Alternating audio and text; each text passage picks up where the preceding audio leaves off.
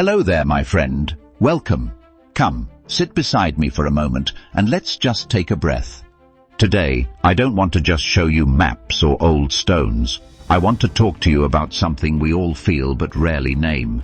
We're heading to Scotland, a place where the misty hills seem to whisper ancient tales directly to the soul. But behind those majestic castles and silent churches, there is a hollow sound. It's not just that the buildings are empty, my friend. It's a void reflecting what's happening inside us today. Let's walk through this mist together and find out what we've lost along the way. Imagine a time when being young meant being a giant. Take James IV. He didn't have the luxury of finding himself through an app. He ascended to the throne at just 15 years old. He embraced leadership, not with the convenience of technology, but with a profound sense of duty. His story shows us that greatness isn't found in a life coach's office. It arises from the heavy, beautiful weight of responsibility. Then there was Mary, Queen of Scots. At only 6 years old, she was already the anchor of a nation's hope. She faced challenges that would break a modern adult, yet her resolve became her legacy. While today's world offers us endless distractions, her world offered her meaningful obligations. She didn't just survive, she was forged in the fire of her duties. And of course, William Wallace. Before he was a legend, he was a teenager. At just 16 or 17, he was already leading resistances and winning battles like Stirling Bridge. He chose to protect his people rather than chase fleeting pleasures. What made him so strong? It was the boundaries and responsibilities he chose to carry. In a world of total freedom, his limits were actually his greatest power. People often ask, what was the secret source of that era? It was a harmonious blend of faith and family. Back then, religion wasn't just a ritual, it was the backbone of the community. It taught young leaders about integrity, compassion, and accountability. It gave them a moral framework that inspired them to sacrifice for the greater good. They weren't just kings, they were servants of a higher purpose. But look at Scotland today. Family ties are fraying and community bonds are weakening. Young people often leave home at 18, facing life's biggest hurdles in total isolation. This modern freedom feels liberating, sure, but it comes with a high price.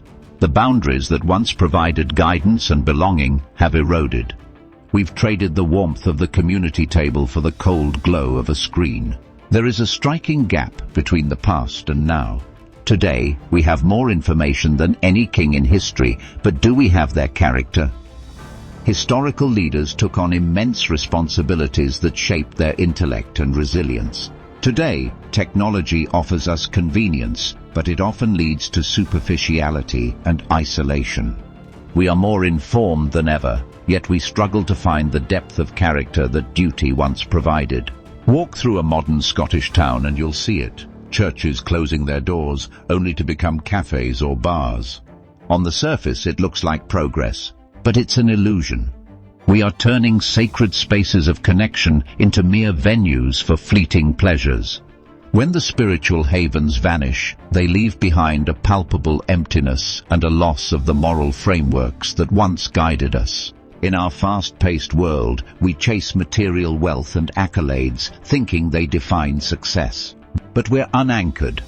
Historical figures knew that true achievement comes from commitments to family, community, and faith. We've replaced cornerstones of fulfillment with superficial pursuits. The irony: we are living in a connected society, yet we are facing an epidemic of loneliness. This isn't just about Scotland, it's a decline echoing across Europe. In England, the churches are empty. In France, there's a growing disconnection. Even in prosperous Scandinavia, people feel isolated and adrift. This is a modern epidemic that transcends borders, a pervasive sense of loneliness born from the loss of shared beliefs. Think of it like this. The heroes of the past were like kites soaring high, tethered by the string of responsibility. That tension, the pull of duty, is exactly what allowed them to rise. But today, we want to be free kites with no strings. And what happens? We float aimlessly and eventually fall. True growth comes from embracing the bonds that lift us higher. Understanding the past is our only compass for the present. The lives of James IV and Mary Stuart remind us that purpose and personal accountability are what build a legacy. In a world of individualism, their stories urge us to look at our roles within our own communities.